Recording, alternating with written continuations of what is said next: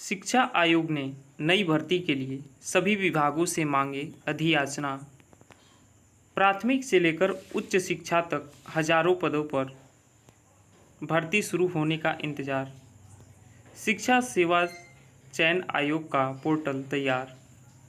प्रयागराज, उत्तर प्रदेश शिक्षा सेवा चयन आयोग ने नई भर्ती शुरू करने के लिए संबंधित विभागों से अधियाचना मांग लिए हैं। साथ ही ऑनलाइन अधियाचन के लिए पोर्टल की तैयारी कर लिया है। इसी पोर्टल पर अधियाचन भेजे जाएंगे। प्रदेश में लाखों अभ्यर्थी नई भर्तियों का इंतजार कर रहे हैं।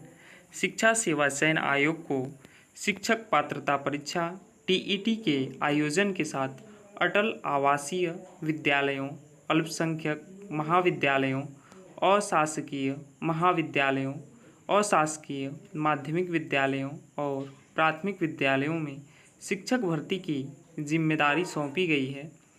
इसके साथ ही आयोग के पास 2 पुरानी भर्तियां भी लंबित हैं, जिनमें अशासकीय महाविद्यालयों में असिस्टेंट प्रोफेसर के 1017 और अशासकीय माध्यमिक विद्यालय में टीजीटी पीजीटी के 4163 पदों पर भर्ती शामिल हैं। दोनों भर्तियों 2 साल से लंबित पड़ी हैं।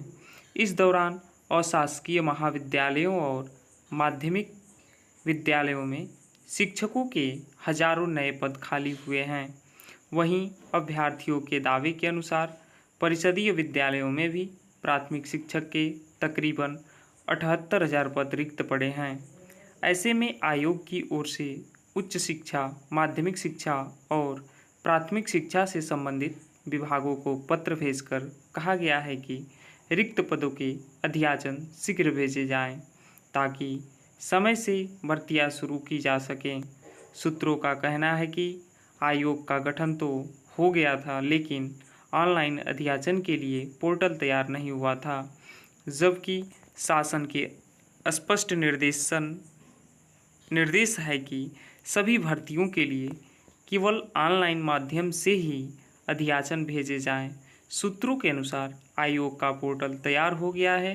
हालांकि अब तक किसी भी विभाग ने आयोग को अधियाचन नहीं भेजा है। इनसेट अधियाचन मिलने के बाद जारी किया जाएगा।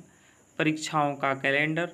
सूत्रों के अनुसार उच्च शिक्षा निर्देशालय की ओर से अशासकीय महाविद्यालयों के प्राचार्यों को पत्र जारी कर असिस्टेंट प्रोफेसर के रिक्त पदों की गिनती शुरू करा दी गई है, जबकि माध्यमिक और परिषदीय विद्यालयों में रिक्त पदों की गिनती का काम अभी शुरू नहीं हुआ है। ऐसे में आयोग इस वर्ष कोई नई भर्ती शुरू करने की स्थिति में नहीं है। रिक्त पदों का अधियाचन मिलने के बाद ही भर्ती परीक्षाओं का कैलेंडर जारी किया जाएगा। लाखों अभ्यर्थी को परीक्षा कैलेंडर के लिए भी अभी इंतज़ार करना होगा। यानी मोटा मोटा ये लोग कह रहे हैं, शिक्षा आयोग ने नई भर्ती के लिए सभी विभागों से मांगी अधियाचना जो है, इन लोगों का ये है कि हम ऐसे ही जैसे अधियाचना मांग ले रहे हैं और ये लोग अधियाचना मांगेंगे और अधियाचना मांगने के बाद रिक्त पदों की गणना होगी और देखा जाएगा कि किस विभाग में कितने पद खाली हैं। उस हिसाब से आने वाले समय में नई भर्ती की रणनीति बनाई जाएगी। और हमको लग रहा है कि जैसे 2024 में तो वैकेंसी आना ही नहीं है, कंफर्म है। वैकेंसी आएगी 2025 में। जैसे इस पेपर कटिंग के हिसाब से हम बता रहे हैं, जैसे कैलेंडर जारी किया जाएगा, 100 लाखों अभ्यर्थी को परीक्षा कैलेंडर के लिए अभी इंतजार करना होगा। यानी जैसे 2 महीने 3 महीने होते तो ये लोग स्पष्ट लिख देते कि हाँ 2 महीने में हम भर्ती के लिए विज्ञापन जारी करेंगे, या फिर 3 महीने में। और रही बात यूपी सुपर टेट की, जैसे उत्तर प्रदेश सुपर टेट की, तो जो 68,500 की वैकेंसी हुई थी 2018 में, उस समय तो हुआ था। उसके बाद से 2019 में 69,000 की वैकेंसी हुई, और जब 2019 में 69,000 की वैकेंसी हुई तब से अब तक यूपी टेट नहीं आया है। और रही बात सुपर टेट की, तो सुपर टेट तो हुआ ही नहीं है। तो जहाँ तक नहीं 100% उम्मीद है यूपी में जितने भी अभ्यर्थी हैं यूपी शिक्षक भर्ती की तैयारी कर रहे हैं तो वो लोग निश्चिंत रहें, क्योंकि यूपी में शिक्षक भर्ती से पहले यूपी टेट अवश्य आएगा, उसके बाद ही सुपर टेट हो। हाँ, ये भी हो सकता है कि जैसे सुपर टेट का विज्ञापन जारी कर दिया जाए और फिर उसी के साथ यूपी टेट भी आ जाए। जैसे यूपी टेट का एग्ज़ाम पहले होगा और उसके बाद सुपर टेट का एग्ज़ाम करा लिया जाएगा। हमारे हिसाब से हम भी एक शिक्षक भर्ती की तैयारी करने वाले युवा ही हैं। तो चलिए, हम लोगों ने देखा कि शिक्षा आयोग ने नई भर्ती के लिए सभी विभागों में मांगी अधिसूचना। इसमें क्या था आप लोगों ने सुना।